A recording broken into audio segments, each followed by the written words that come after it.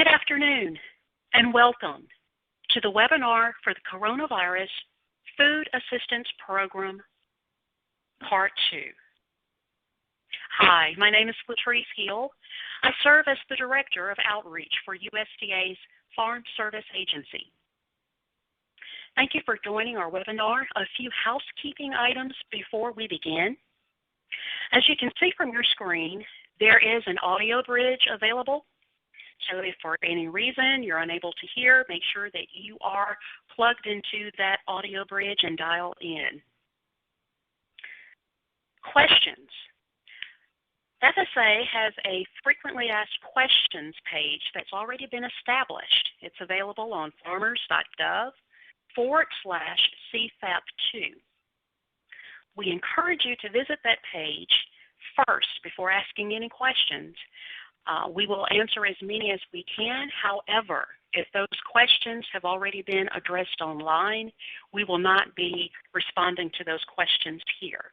So be sure to review that frequently asked questions page. Before we get started in the specific details of this program, I'd like to introduce you to the Farm Service Agency's administrator. He will come and bring welcome remarks for us. He is Administrator Richard Fordyce. Administrator Fordyce? Well, thank you, Latrice, and thanks to everybody that's on the webinar today. I know we've got a lot of folks on, a big group, and you know the idea behind this webinar is to provide some information around the program, what is eligible, who is eligible, how do you participate, and those kinds of things. I would say that obviously the CFAP2 program was built on the experiences and kind of the foundation of CFAP1. However, it's different in some ways and very similar in others.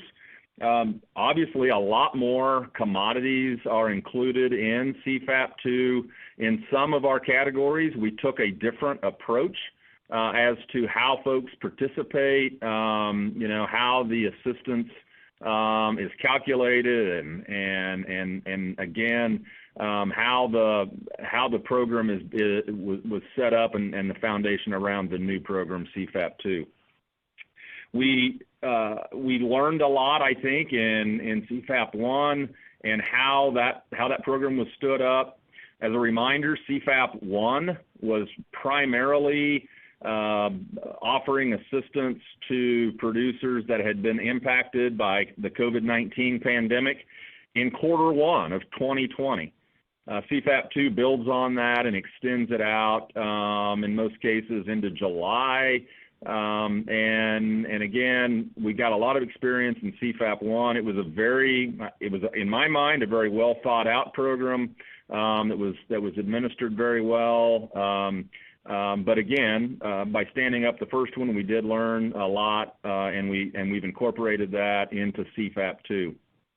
So I'm anxious for you all to hear from our presenters today as they talk through the program. This effort to stand up CFAP2 was really, it's being administered by FSA, and certainly we had a lot of input as it was being stood up.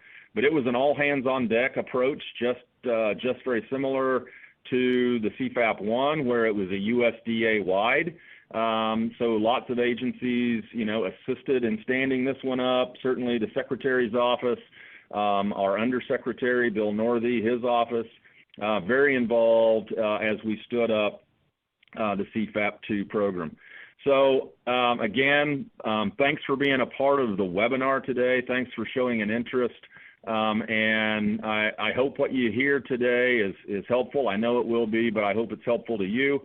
And again, thanks to Latrice and our FSA outreach team. And thanks to Tana and Jody, I think, that are going to be presenters today. And again, it's great to have you on the webinar. Wish you the very best in your operations moving forward the rest of the year. And again, thanks for attending the webinar. Latrice, I'll kick it back to you. Thank you so much, Administrator Fordyce.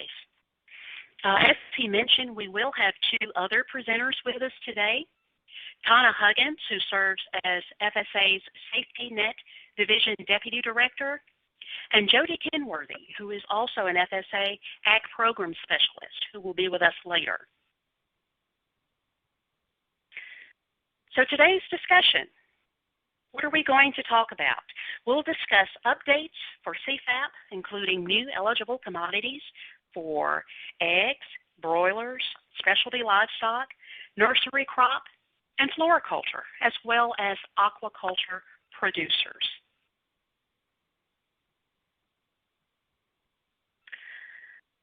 Coronavirus has continued to impact ag producers across the country and has had significant impacts to market prices.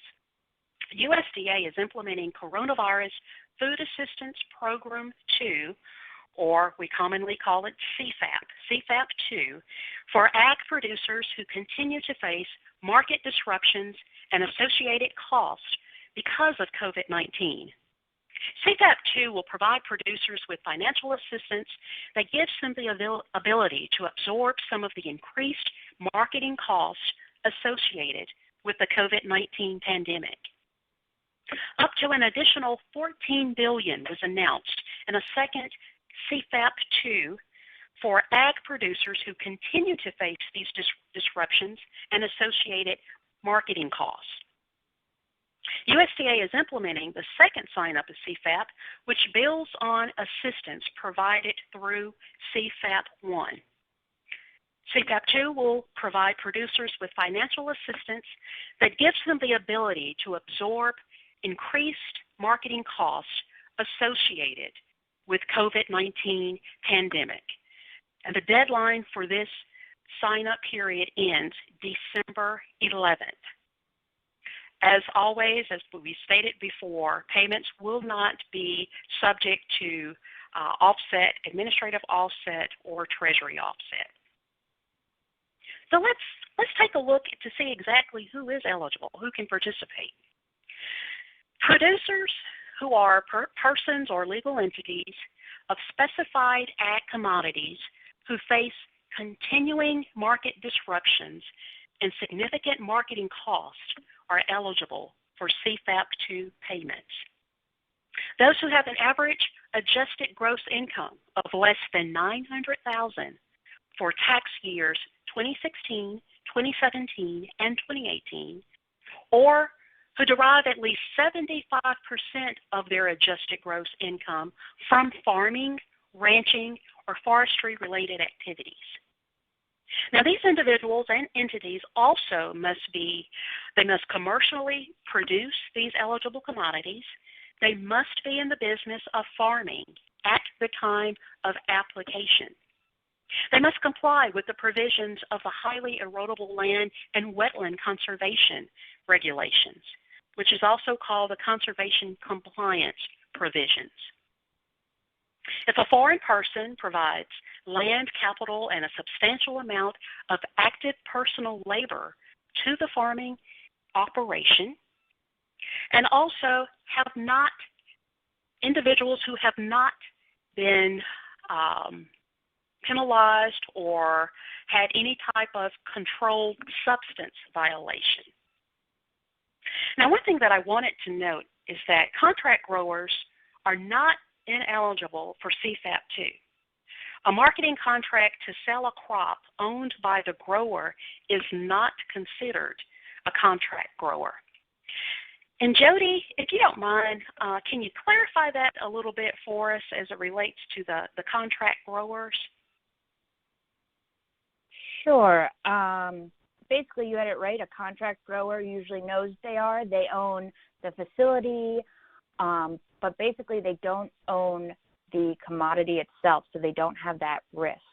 That is different than someone who just has a contract to sell their product or their commodity to whoever that contract is with. They are eligible, while someone who does not own the commodity is not eligible. Okay. Thank you for that clarification. And going further to provide some more clarification on the eligibility criteria, if you previously applied for CFAP 1 and received a payment, this does not affect your eligibility for payment for CFAP 2. Also, if you never applied for CFAP 1, you can still apply for CFAP 2. Any new producers that may not have historical sales records can still apply. Now, we'll discuss that a little bit more in depth as we proceed and talk a little bit more about how payments are calculated for new operations. But one thing to clarify and one important note is that this does not include producers that are no longer in the business of farming at the time of application.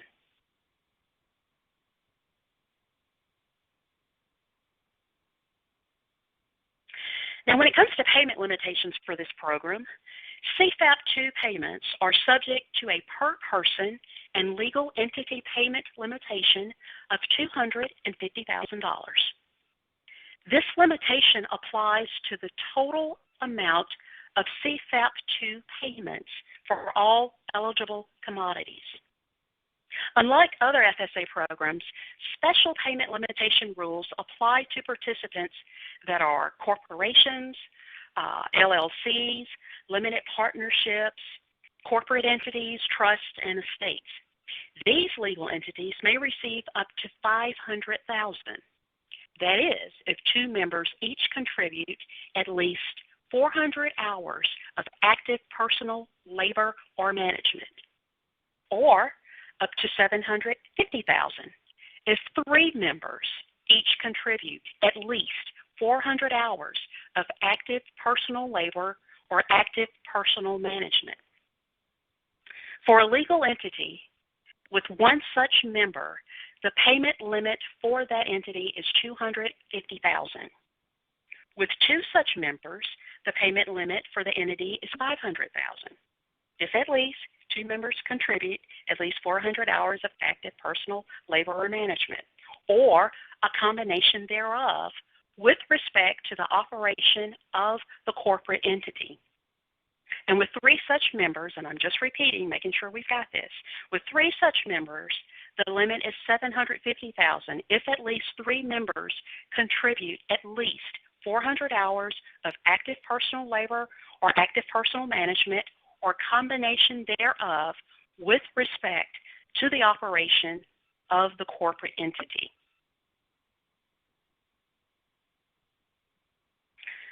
So with all of that information, how do you apply? Well, if you are a new customer to USDA, your local FSA staff will work with you to fill out your application for the program.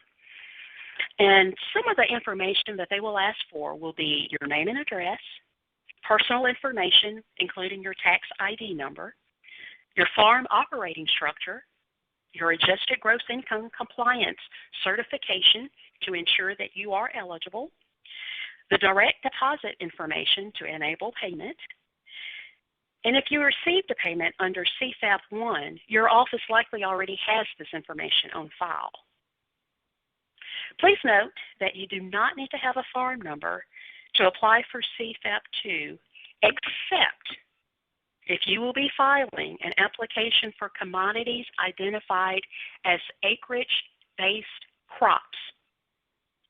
The acreage and yield information must be provided by FSA through the annual acreage reporting process, either through an application initiated by the Service Center staff or by applying online. So that is important to know. You will need to have that information if you're filing an application for commodities identified as acreage-based crops. We offer multiple options to apply for CFAP 2, including an online portal, a payment calculator with a downloadable application generator, and you can submit your application via mail, fax, hand delivery, or electronically.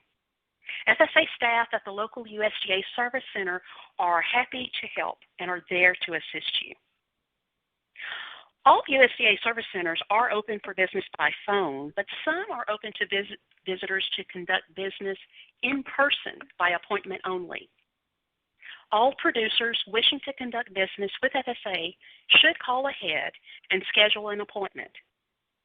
Service centers that are open for appointments will pre-screen visitors based on health concerns or recent travel, and visitors must adhere to social distancing guidelines. Visitors are also required to wear a face covering during their appointment. The application and the needed forms are all available on our website, farmers.gov/CFAP.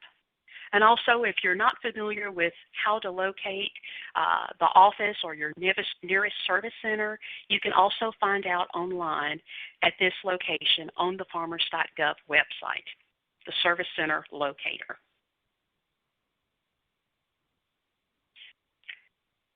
If you're interested in learning more about CFAP 2 payment rates for the commodities that you grow or raise, well, USDA has developed a new CFAP eligible commodities finder that is available online at farmers.gov/CFAP. This tool can help you find payment rates for commodities that are eligible for CFAP 2 that are of interest to you, and will aggregate data based on that commodity to assist you in consideration and application for the program. All you have to do is type or select your commodity into the search box, add as many as you like, then select See Results for the payment rate specific to your operation. Any commodities that are not eligible for CFAP 2 are outlined on the website at farmers.gov/CFAP/commodities.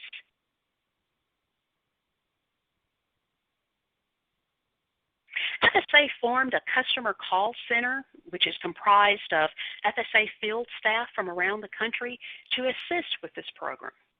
The call center was established to assist those who may have never done business with USDA before, or those who just have questions about their application. In some cases, the call center can even collect information from a producer to fill out their application on their behalf and send the completed application back to the producer for review and signature. So we strongly encourage you to utilize the customer call center with any and all questions that you have. They're open from 8 to 8 Eastern Time. Now I'd like to bring in our colleague, Tana Huggins, who's going to go over, I'm sorry, I said Tana, I meant Jody, Jody Kenworthy, who is going to discuss the different commodity categories. Jody? Thank you, Latrice. So I'm going to dive into the specifics of CFAP 2. There are 3 major commodity categories. These are price trigger commodities, flat rate row crops, and sales commodities. Tana and I will cover the types of commodities that are eligible under each category and dive deeper into what each of those categories mean. For the price trigger category, it covers commodities that USDA determined to have experienced a 5% or greater market price decline in comparison of the average price for the week of January 13th through 17th, 2020, and the average price for the week of July 27th to 31st, 2020. Producers do not have to justify that they suffered a price decline when applying for one of these commodities. Commodities within this category include acreage-based crops, broilers and eggs, cow milk, and livestock, which comprises of beef cattle, hogs and pigs, and lambs and sheep, but excludes breeding stock. So now I will go into each specific price trigger commodity category. For cow milk, a producer will receive a payment equal to a little more than a penny per pound of milk produced or dumped between April and August 2020, and on an estimated amount of milk that will be produced between September and December 2020. The CFAP software will automatically calculate the estimated milk production in pounds for September to December. Please note, goat milk is eligible for CFAP 2, but not under the price trigger category. Goat milk producers will apply under the sales commodity category, which we will cover in a bit. To be eligible, dairy operations must be commercially marketing milk at the time of the application. If the dairy dissolves before applying for CFAP, they cannot apply. Seasonal dairies are eligible. They should report when they end production, and payment will be prorated. If payment had already been provided, then producers must notify FSA to update their application, and some payment may need to be refunded to USDA. If a dairy dissolves after applying for CFAP2, they must report this information to USDA, and unearned payment will need to be refunded to USDA if the payment has already been issued. For eggs and broilers, the payment is based on a producer's 2019 production. Please note, if the producer is a new producer for 2020 and does not have any 2019 production, then they will report their actual 2020 production to date. Producers report their egg production by dozen for shell eggs and in pounds for liquid, frozen, and dried eggs. Broilers will be reported by head. For egg producers who sell frozen, liquid, or dried eggs in the shell to a processor to be broken can reach out to their local FSA office or the CFAP call center for assistance in converting their production from shell to pounds. The definition of broilers are chickens commercially produced for meat purposes that have left the farm for slaughter and are not used for laying or breeding purposes. Please remember, contract growers are not eligible for CFAP2. Only independent growers for broilers are eligible. Price trigger livestock includes beef cattle, hogs and pigs, and sheep and lambs. All ages and weight ranges will be paid at the same rate. The livestock must be produced in the U.S. to be eligible. And again, contract growers are not eligible. Payments for livestock will be equal to the highest inventory of the specific eligible livestock on a date selected by the producer from April 16th to August 31st, 2020, multiplied by the applicable payment rate per head. You can see the payment rates in the table on this slide. Ineligible livestock includes breeding stock, which is cows and bulls for beef cattle, sows and boars for hogs and pigs, and ewes and rams for sheep and lambs. This includes breeding stock removed from the breeding operation. Also, dairy cattle and equine are ineligible, as well as companion animals and animals raised for hunting or game.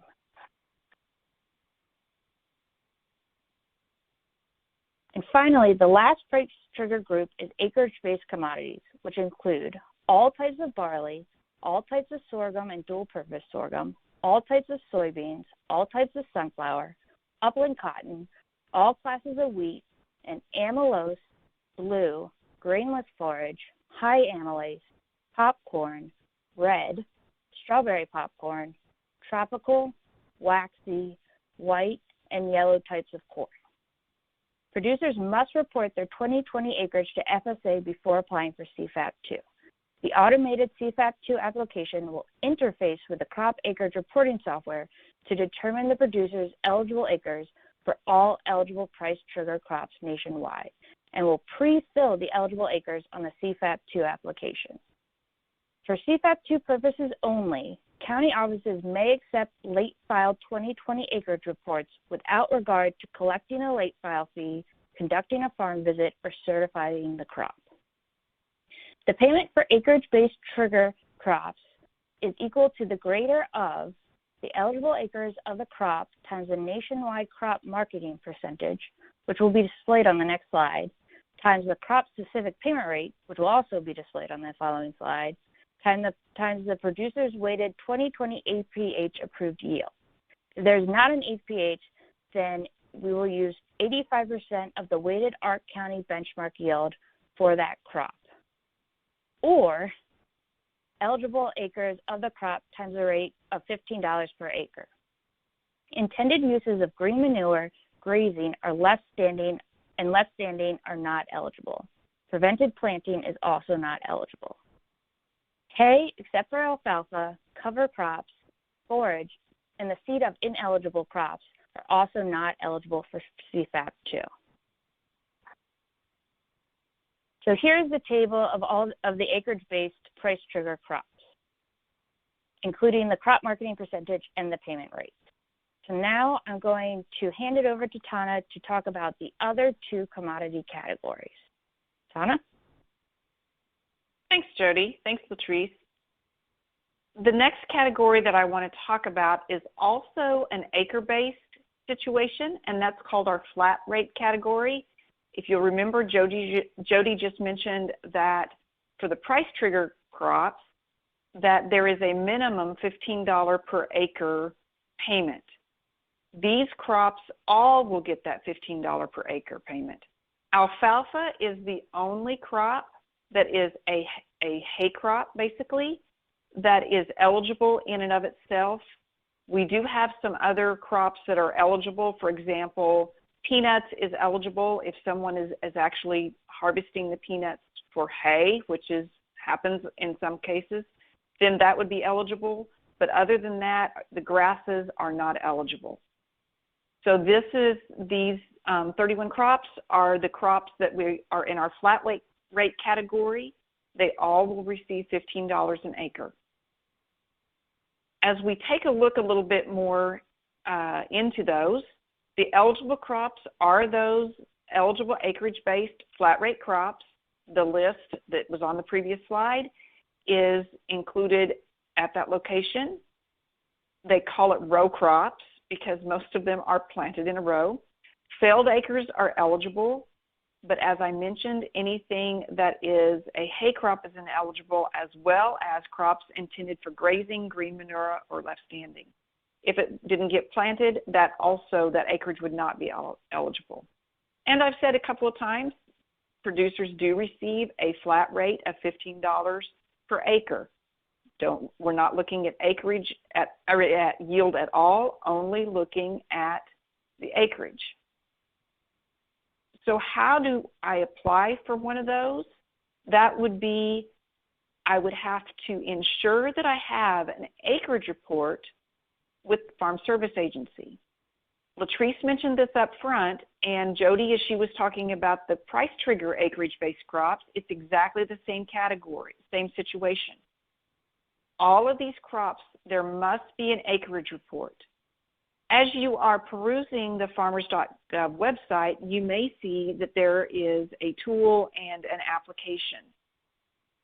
If you have acre-based crops, whether it be a price trigger acre-based crop or one of these flat rate acre-based crops, you must file an acreage report with FSA, and if you are accessing that application through that process, either manually or using that tool, we don't care what acres you put in there, you're going to have to get an application that has been completed by FSA, local county office, and that is the application you will have to sign. So just a reminder that if you do have any of these acreage-based crops, that you will have to come into contact with your local FSA office to be able to file the application. Where you will put that information is on the form. It's the AD 3117 that we've talked about with some of these other crops, and there's a specific location on there that it will have to be loaded.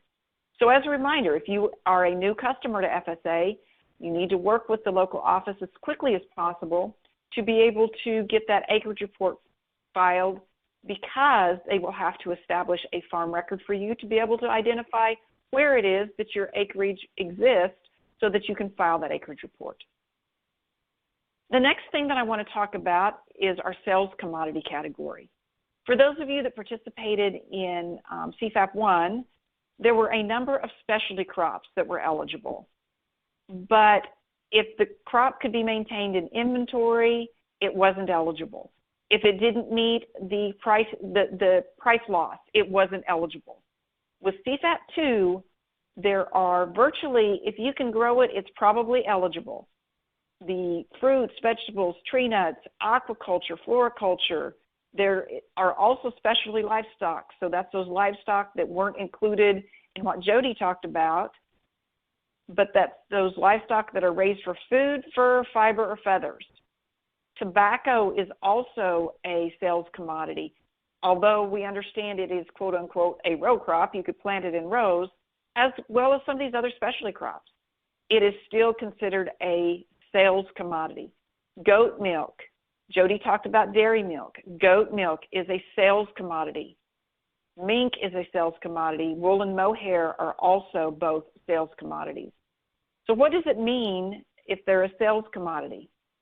What that means is that eligible sales include only the raw commodity. So, for example, if you are a grower of grapes that are processed into wine, the amount of the sales that you would claim and file on your CFAP application is the amount of the raw product, so the value of the grapes, what the grapes would have been if you sold the grapes. Now, if you grow the grapes and sell them and somebody else processes them into wine, then you probably know that answer. But if you are doing it yourself, you'll have to determine what that value would be. So your local office can probably help you if you don't know what that would be, but you do need to report all sales based on your raw commodity. What happens once you give us your sales?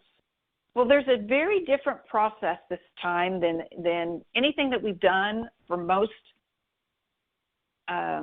programs that FSA has administered. We have 5 different gradations of how we are going to look at your sales. So if you had $150,000 in sales, you're going to get a portion of those $150,000 at a different percentage. And we'll have the next slide, we'll describe that just a little bit. The sales is based on your 2019 sales, with the exception of a situation where you've never grown any sales-based commodities. And that means whether it was a mink or strawberries. If you grew that in 2019, if you had produced that commodity in 2019, that is your sales for 2019. But if you didn't do any of those things until 2020, calendar year 2020, then your sales will be based on your actual sales to date when you file the application for 2020. How do these gradations work? Yes, ma'am. I'm sorry to interrupt you. Just had a quick question, point of clarification. Would they use the gross sales if it was a pick, pack, and haul type of operation, or would they use the net of that? Latrice, that is a very good question. Yeah. Latrice, that is a very good question, and we are getting confirmation of that. So that is something that please watch for the frequently asked questions, because we have had that come up. As I think Latrice pointed out, we started this on Monday. So that was a question that we have not specifically validated and verified. So we will provide that through the frequently asked questions, so that FAQs that will be available on farmers.gov, look for the answer to that question, because it will be there hopefully tomorrow.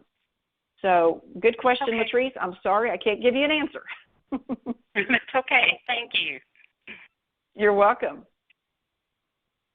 So how does that gradation process work?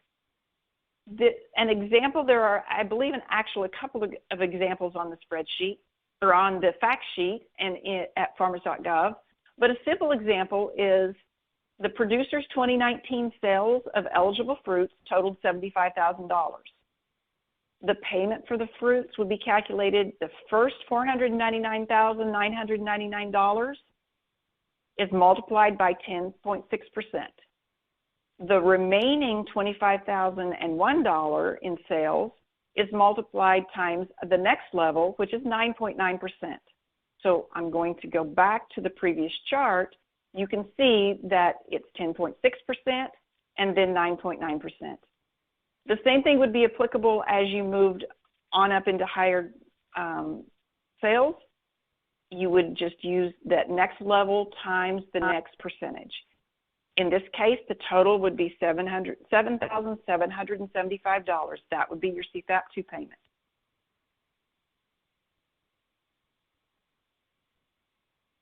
Some reminders that I want to provide. Yes, ma'am. I'm sorry. I'm sorry to keep interrupting you. But I've got another question here. What would the producer do if they're new and they just started in 2020? The application asked for 2019 info on some of the commodities. What exactly would they do in that situation? So that's a good question, Latrice. If we have a brand new producer, you did not have any sales of any sales eligible commodity in 2019, you began farming in 2020, it would be based on your actual sales at the time you file the application for CFAP 2. So that's the bottom statement on this particular slide. So we do have a means of providing assistance to those who just started with the commodity production in 2020 and didn't have any sales of any commodity production in 2019. The one exception, although I'm going to go back to this, everything fits together. If you had any of these in 2019, you are not new. We use your 2019 sales, with the exception of tobacco. Tobacco stands on its own because of the way the funding sources are for this. Tobacco stands by itself. So if you had 2019 tobacco sales, then those are not included unless you had 2020 tobacco planted. If you would have anticipated 2020 tobacco sales. Or if you are new and had 2020 tobacco sales, you need to get that sold by the time you make application if you had never planted and harvested tobacco and sold tobacco before. Everything else is wrapped together. Tobacco stands on its own. Okay, that's helpful to know. One last question, I'm going to let you go straight on to the documentation, but I think I may know the answer to this, but I want you to clarify. It was mentioned that breeding stock is not eligible.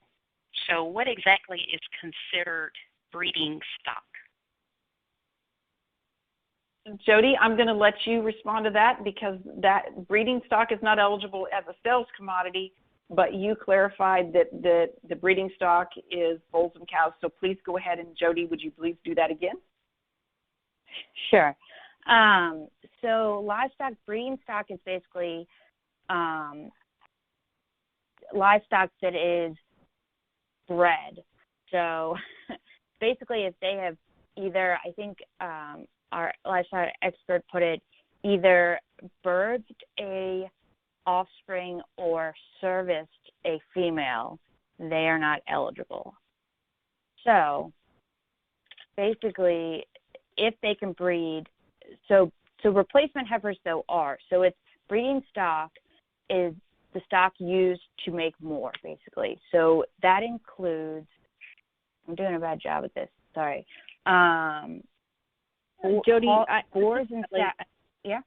Okay, I'm available. Here's the expert. Like me. Well, that would be great. Kelly's the expert. This is Kelly Brining, Please. And I work the livestock section of the CFAP 2, and I just want to be clear because we are getting a lot of questions on this, and not that Jody isn't. I just want to address it to help alleviate some questions. Breeding livestock is defined for beef cattle, it's cows and bulls. For hogs and pigs, it's sows and boars. And for sheep, it's ewes and rams. Otherwise, it's considered anything that has produced offspring are ineligible for CFAP 2.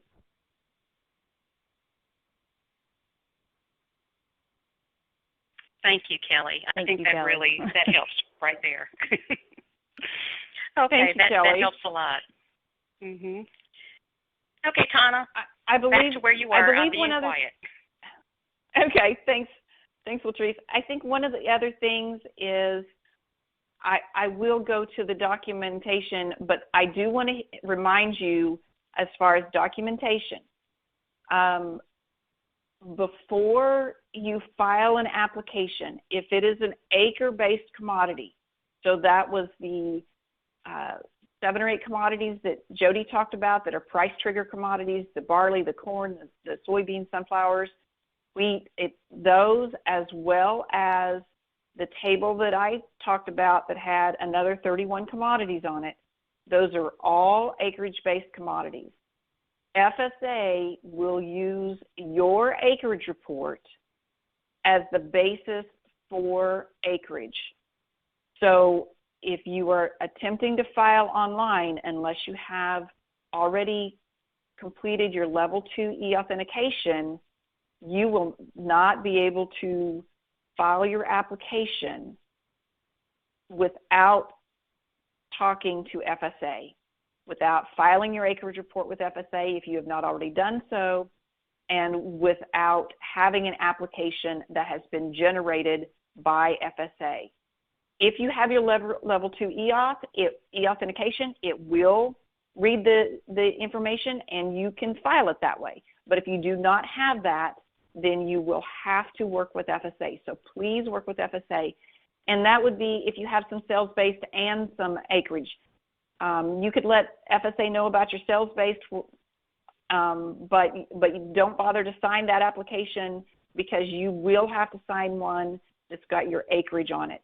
So please remember that if you have an acre-based commodity, you must have an acreage report with FSA, and you must have your signature on an application that has been generated by FSA, not a blank form that you fill out or not one that's done by using the online tool and application. So level 2 e-auth is different, but if you're using the tool, the application that's generated from the tool, then you won't have the opportunity to get what you need without working with FSA. So I'm going to mention some documentation reminders. Be sure to keep documentation.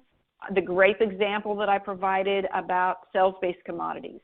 If you were subjected to spot check, and we will be spot checking, then you would be asked for documentation as to what you certified as sales. Well, you probably have income that shows what you got from the wine potentially, as opposed to what you had from the grapes. So you just need to have your basis on which you used, that our local county committee will review that to determine, yes, that seems reasonable to us. Some examples of some other things that you might need are milk marketing statements, for example, if you file for dairy. If you have eggs or broilers, maybe you have contracts for sale. Again, you're not a contract grower where you don't have a risk in these, but you've got these eggs that you're selling to the local supermarket, and you say that you'll provide them 100 dozen every 2 weeks or whatever the case may be. You might have a pretty good sized operation. So those kinds of things are required for documentation. So just remember that you will have to provide that. You know, custom harvesting if you've got alfalfa. So just different things that you could have, whatever it is that would support the acreage or the commodity that you have claimed. Be prepared for those spot checks. And just understand also that the local county FSA committees will be reviewing the applications, and if they see or have a question for you, they will reach back out to you and say, hey, this looks a little bit different to us. Maybe it could just very well be because they have little to no familiarity with the particular commodity that you're growing. So please understand, if they reach out to you and ask questions, it's not because they are doubting you, it's because they may need more information. So please respond to them. If they reach out and say, hey, we need more information, just let them know what information, provide to them whatever information they'd ask for. I think, Latrice, I'm going to kick it back to you as we now go to how can they get some help in applying for CFAP? Yes. Thanks so much, Tana. I appreciate all of those details and examples. So now you are at the point you're ready to apply. You know, what assistance is out there? Are you able to get help? Yes, you can actually receive help in filling out your application. You can receive service in multiple languages. This is something that a lot of people don't know, but our offices have language interpretation available for all non-English speaking customers. If you call the office or you call the call care center for the service, they are able to assist you by connecting you with an interpreter. And what will happen is that you'll go in, if you're going into the office, if you have an appointment, there you will see what we call a I Speak flyer, I Speak poster that you will identify what language you speak, and then the appropriate staff can get the interpreter on the phone to help walk you through it. But right now online on our farmers.gov site, we do have some fact sheets available in Spanish, and the videos that are posted on our YouTube channel, all of those offer closed captioning in different languages. Another thing, we ask that you reach out to maybe some organizations in the community. You know, we partner with several organizations, associations, and nonprofits that have experience in working with FSA. A lot of these organizations receive funding of some sort from USDA to provide technical assistance and outreach. So we're hoping that those organizations, if they're in your area, they're available and they're going to assist us in getting the word out to support you in completing your application.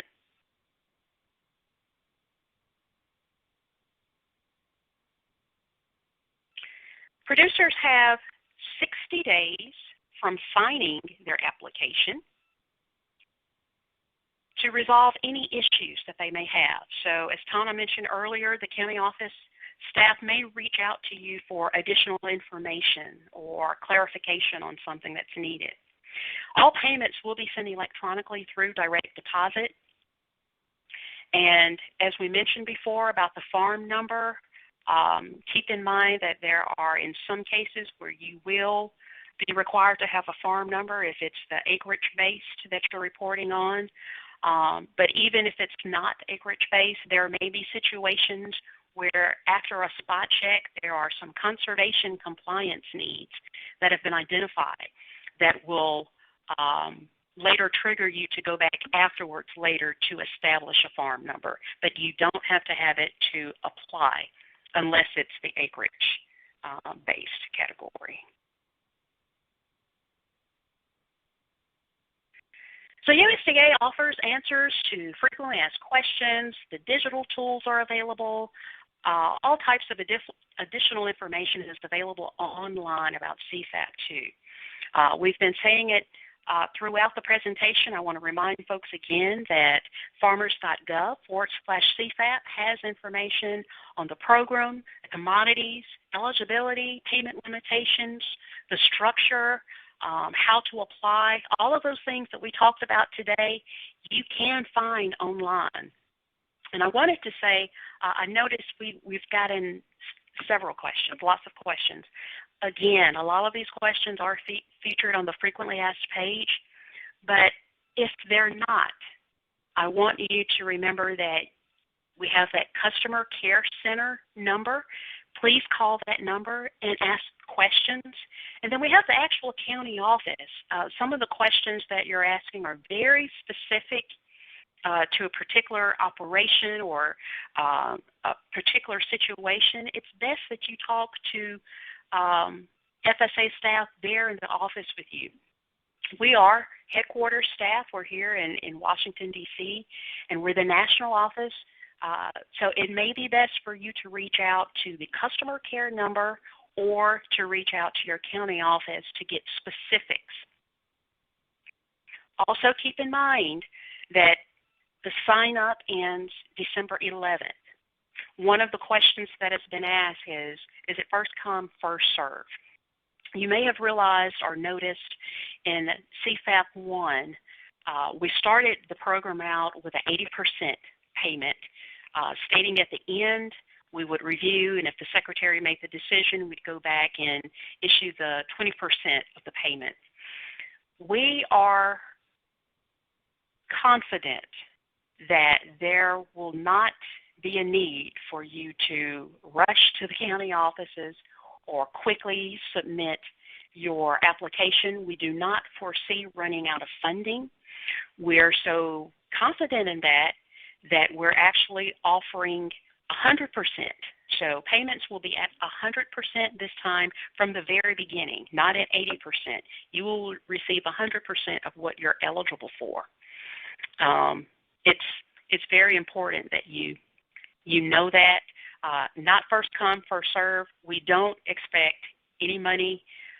We don't expect to run out of money. So if you apply December 11th, I hope you wouldn't wait that long, but if you did, you should have no problems with funding. And finally, we really want to thank you for participating, and we want you to know that there are state offices, there are state outreach coordinators in every state, there are county outreach coordinators in every county offices.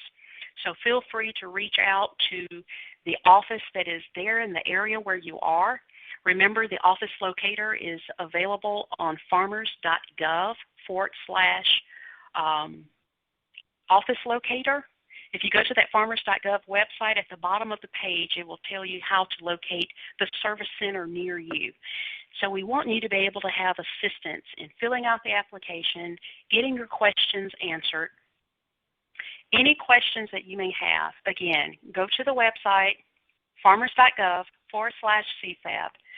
You will find the number for the customer call center as well as the office locator to locate the county office. We thank you so much for joining the webinar today, and we hope that you have a wonderful afternoon. Be safe.